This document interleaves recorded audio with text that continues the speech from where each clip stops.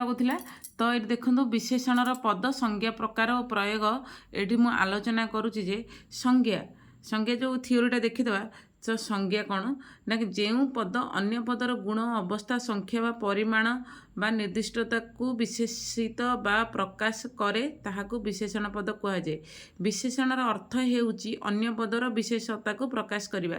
ଉଦାହରଣ ଦେଖନ୍ତୁ, ଆଉଥରେ ଦେଖନ୍ତୁ। ସଂଜ୍ଞା ଯେଉଁ ପଦ ଅନ୍ୟ ପଦର ଗୁଣ ଅବସ୍ଥା ସଂଖ୍ୟା ବା ପରିମାଣ ନିର୍ଦ୍ଦିଷ୍ଟକୁ ବିଶେଷିତ ବା ପ୍ରକାଶ କରେ ତାହାକୁ ବିଶେଷଣ ପଦ କୁହାଯାଏ। ବିଶେଷଣର ଅର୍ଥ ହେଉଛି ଅନ୍ୟ ପଦର ବିଶେଷତାକୁ ପ୍ରକାଶ କରିବା। ଉଦାହରଣ, ବୁଢ଼ା ଲୋକଟି ବାଡ଼ି ଧରି ଚାଲୁଛି। ଦୁଇରେ ଅଛି ସରଳ ଲୋକଟି ଆଜିକାଲି ପ୍ରତାରଣାର ଶିକାର ହେଉଛି। ଦଦରା ନାବରେ ବସି ନଦୀ ପାରି ହେବା ଠିକ୍ ନୁହେଁ।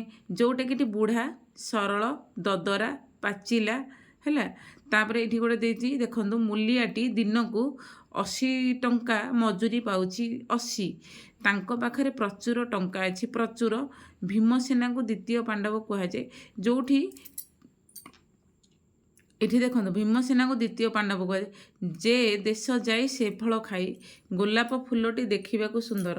ସୂକ୍ଷ୍ମ ଭାବରେ ବିଚାର କଲେ ଆମେ ଦେଖିପାରିବା ଯେ ବୁଢ଼ା, ସରଳ, ଦଦରା, ପାଚିଲା, 80 ପ୍ରଚୁର, ଦ୍ୱିତୀୟ, ସେ ଓ ସୁନ୍ଦର ବିଶେଷଣ ଅଟେ।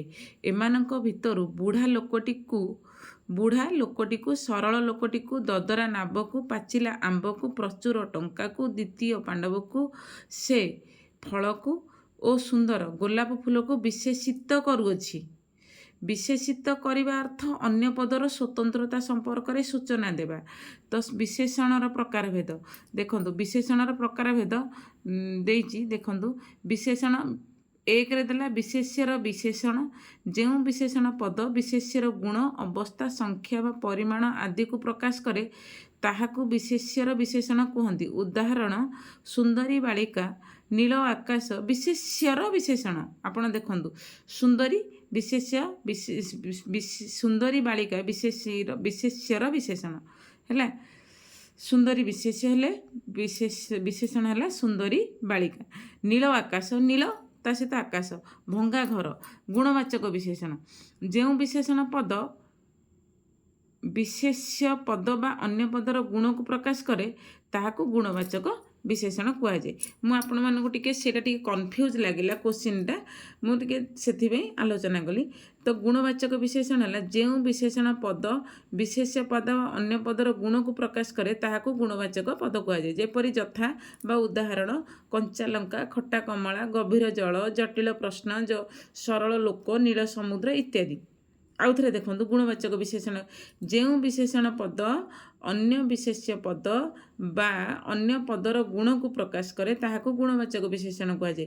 ତ ଏଠି ଦେଖନ୍ତୁ, କଞ୍ଚା ଲଙ୍କା, ଖଟା କମଳା, ଗଭୀର ଜଳ, ଜଟିଳ ପ୍ରଶ୍ନ, ସରଳ ଲୋକ, ନୀଳ ସମୁଦ୍ର, ଲୁଣିଆ ଜଳ ଏଇଭଳିଆ ଇତ୍ୟାଦି। ବୁଝିଲେ? ଦେଖନ୍ତୁ ଅବସ୍ଥାବାଚକ ଗୁଣବାଚକ ଜାଣିଲେ, ବିଶେଷ୍ୟର ବିଶେଷଣ ଜାଣିଲେ, ଗୁଣବାଚକ ବିଶେଷଣ ଜାଣିଲେ, ଅବସ୍ଥାବାଚକ ବିଶେଷଣ। ଏଇଟା ଥିଓରିଟା ଯଦି ଆଲୋଚନା ନ କଲେ ଟିକେ ଅଖାଡ଼ୁଆ ଲାଗୁଛି। ଯେଉଁ ବିଶେଷଣ ପଦ ବିଶେଷ୍ୟ ପଦର ନିର୍ଦ୍ଦିଷ୍ଟ ଅବସ୍ଥାକୁ ବୁଝାଏ ବା ସୂଚିତ କରେ ତାକୁ ଅବସ୍ଥାବାଚକ ବିଶେଷଣ କରେ। ନିର୍ଦ୍ଦିଷ୍ଟ ଅବସ୍ଥା ଦେଖନ୍ତୁ, ଉଦାହରଣ ରହିଲା, ଖସଡ଼ା ବାଟ, ଗରିବ ଲୋକ, ଛିଣ୍ଡା ଲୁଗା, ତଟକା ମାଛ, ଦଦରା ନାବ, ଭଙ୍ଗା ଖଟ, ବୃଦ୍ଧ ଲୋକ, ଏଗୁଡ଼ାକ ସବୁ ତାର ଅବସ୍ଥା। ସଂଖ୍ୟାବାଚକ ବିଶେଷଣ କ'ଣ? ଯେଉଁ ବିଶେଷଣ ପଦ ବିଶେଷ୍ୟ ପଦର ନିର୍ଦ୍ଦିଷ୍ଟ ସଂଖ୍ୟାକୁ ସୂଚିତ କରିଥାଏ ତାକୁ ସଂଖ୍ୟାବାଚକ ବିଶେଷଣ କୁହାଯାଏ। ଯେଉଁ ବିଶେଷଣ ପଦ ବିଶେଷ୍ୟ ପଦର ନିର୍ଦ୍ଦିଷ୍ଟ ସଂଖ୍ୟାକୁ ସୂଚିତ କରିଥାଏ ତାଙ୍କୁ ସଂଖ୍ୟାବାଚକ ବିଶେଷଣ କୁହାଯାଏ। ଉଦାହରଣ, 30 ଟଙ୍କା, 90 ବର୍ଷ, 50 ଜଣ, 7 ସମୁଦ୍ର। ସଂଖ୍ୟାବାଚକ ବିଶେଷଣ ମନେ ରଖିଥାନ୍ତୁ। 7 ସମୁଦ୍ର ଯେମିତି 13 ନଈ ପ୍ରଭୃତି ପଦଗୁଡ଼ିକୁ ସଂଖ୍ୟାବାଚକ ବିଶେଷଣ ବୋଲି ଗ୍ରହଣ କରାଯାଇଛି। ପୂରଣବାଚକ 1, 2, 3 ପ୍ରଭୃତି ପୂରଣବାଚକ ଯେମିତି ଆମେ ଯାହା କହୁଥିଲେ। ସଂଖ୍ୟାବାଚକ ଶବ୍ଦମାନଙ୍କରୁ ଉତ୍ପନ୍ନ ଅଥଚ ଗୋଟିଏ ବ୍ୟକ୍ତି बा वस्तु को निर्देश करुଥିବା विशेषण पद को पूर्णवाचक विशेषण बोली कहती। जमी प्रथम परीक्षा, द्वितीय धाड़ी, तृतीय पांडव, चतुर्थ झील, अष्टादश अधे जमी आम पूर्णवाचक 1 को प्रथम, 2 की द्वितीय, 3 की तृतीय, से भाया पंचम वेद प्रभृति पूर्णवाचक विशेषण अटे। तेबे संख्यावाचक विशेषण पूर्णवाचक विशेषण को चिन्हिबा आम निम्न प्रदस्त सारणी को भल भाव अध्ययन करवा। तो देखंतु ये मुझे कहूली सांगे सांगे संख्यावाचक विशेषण बा पूर्णवाचक विशेषण एक है संख्यावाचक विशेषण, प्रथमटा है पूर्णवाचक विशेषण। बुझिपारे ये देखो 1 प्रथम, 2 द्वितीय, 3 तृतीय, 4 चतुर्थ, 5 पंचम, 10 दशम, 15 पंचदश, यही है पूर्णवाचक। यहाँ संख्यावाचक विशेषण, एकटा है संख्यावाचक विशेषण, प्रथमटा है पूर्णवाचक विशेषण। परिमाणक विशेषण जो विशेषण पद विशेष्य पदर परिमाण को बुझाई थाए ताहाको परिमाणवाचक विशेषण कहती।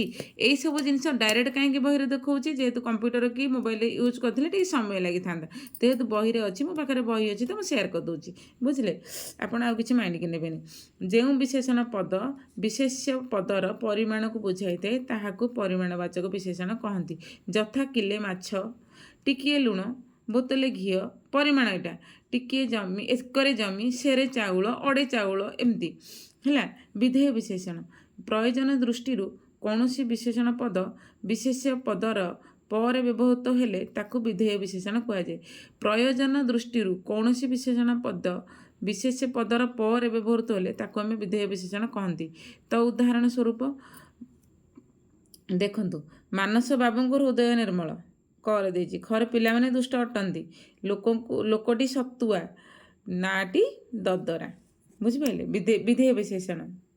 तो एठारे मन रखा ठीक हेब जे विशेषण साधारणतः विशेष्य पूर्वर बसे, किंतु विशेषण जितेबले विशेष्य रूपे बसे सेतेबेले सेही विशेषण को आम विधेय विशेषण कहू।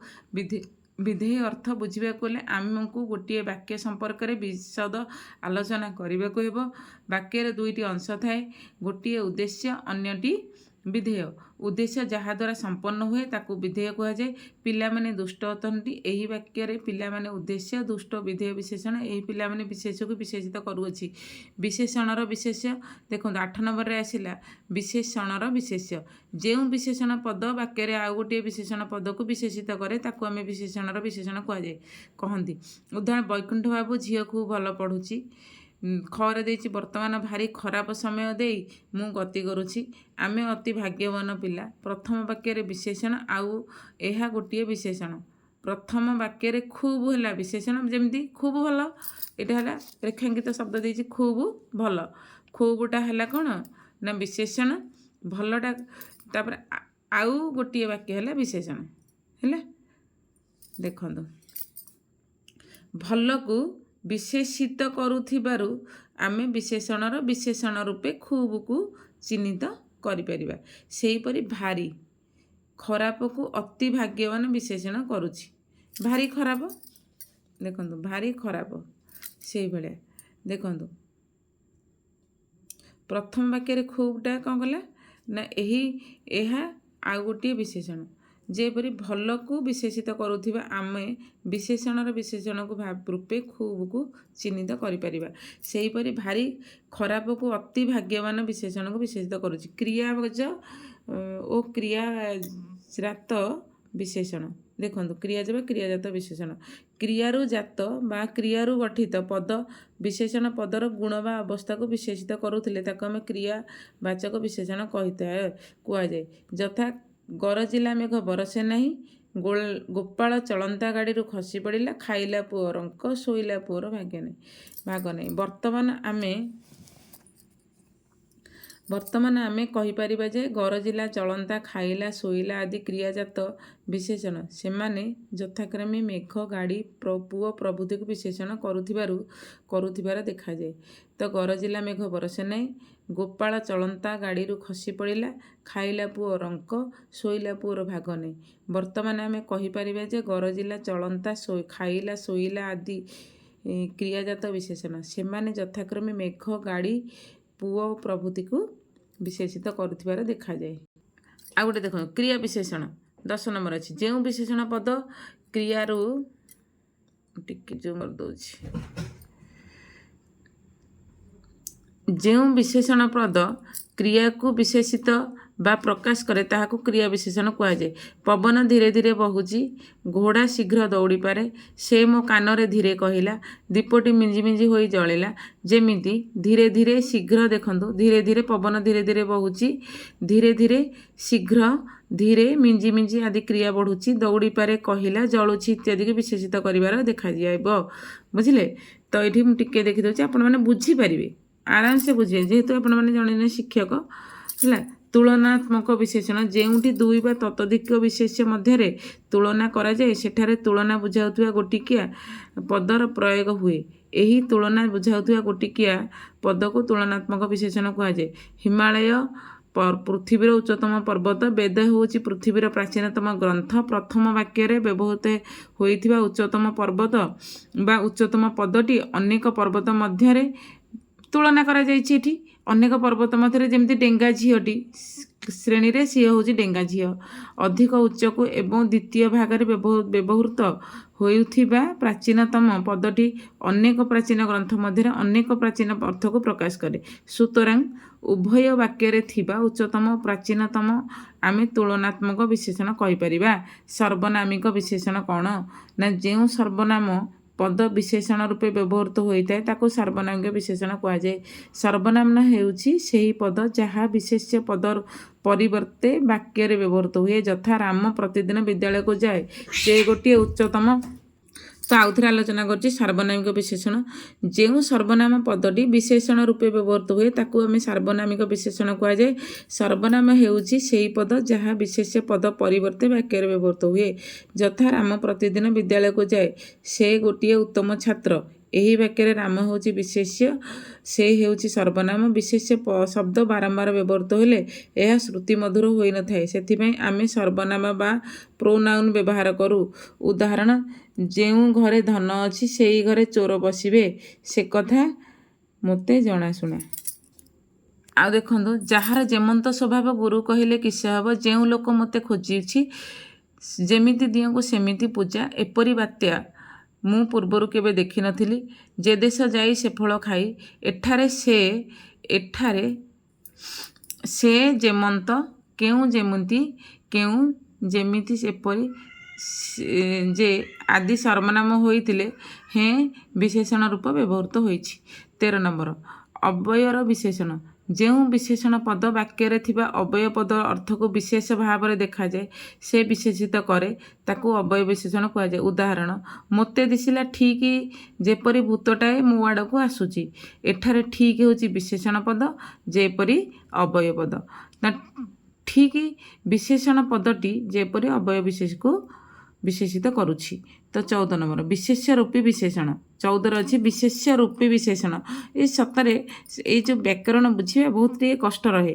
तो देखो जो विशेष्य पद विशेष्य रूपी विशेषण जो विशेष्य पद विशेषण रूपे व्यवहृत हुए ताको विशेष्य रूपी विशेषण पद कहुए। तो यथा सुना मुदी काठ देखो सब एका टाइप आमको लगे टे भल कि बुझा पड़ो। काठ खुंट नड़ा चाल बेत पेड़ी रूपा मुकुट आदि विशेष्य होई मध्य विशेषित करुथिबारु विशेषण होइथाए। 15 विशेषणर विशेष्य रूपे व्यवहार। तो ओडिया वाक्य गुड़िक 15 अच्छी विशेषणर विशेष्य रूपे व्यवहार। ओडिया वाक्य गुड़िक विभिन्न विशेषण पद को विशेष रूप कहुए। यथा ना दिने अत्याचारीर विनाश घटे, सुंदर तृप्तिर अवसाद नहीं। सबुठार उदाहरण दे देछि ना, सबुठार दरिद्र उपहासर पात्र अटे पात्र हुए। सबुठार दरिद्र कौन उपहासर पात्र हुए। वाक्य गुड़िक विशेषण आउ थे टिके देखुछि विशेष्यर विशेषण